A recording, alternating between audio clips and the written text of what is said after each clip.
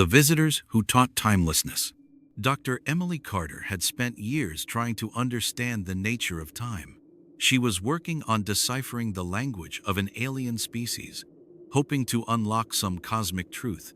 But as she got closer to understanding it, the layers of reality began to fall apart.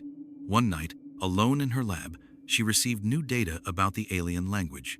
These beings didn't measure time like humans did. For them, time wasn't something that passed, it was something you felt. A moment's intensity, a rush of emotion. That's how they counted time. The deeper Emily dove into their syntax, the colder the room became. Words on the screen flickered and twisted like they were alive, and the silence somehow it screamed. Then the world around her started to blur. Her lab shifted, melted around the edges. Her limbs grew heavy, her mind sluggish. Reality was unraveling. Time was pulling backward. At first, she thought it was just a dream, but the sensations were too vivid, too real. Whispers started crawling out of the wall, soft, strange, and yet familiar. The alien language was forming in her mind without her even trying. Just as the murmurs peaked, the walls rippled, and then they came. Tall, thin figures slid silently through the walls like shadows peeling into light. Their skin was pale and translucent. Their eyes were enormous, black, bottomless. They didn't speak out loud, but Emily heard them. Inside her head, they told her she was close, closer than any human had ever been.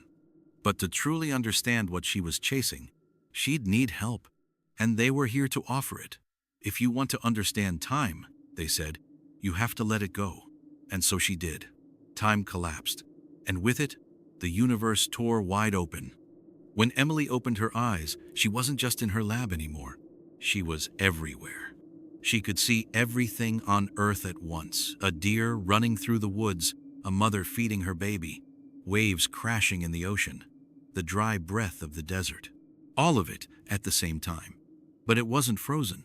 If she focused on anything, she could see its past, its present, and its future all at once.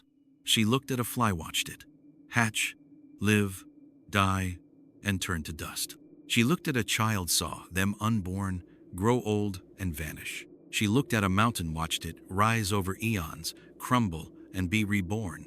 Then she looked up and saw them again. Beings that didn't belong to any time or place. Things that had always existed and never did. The hidden architecture of the universe. The minds outside of linear thought.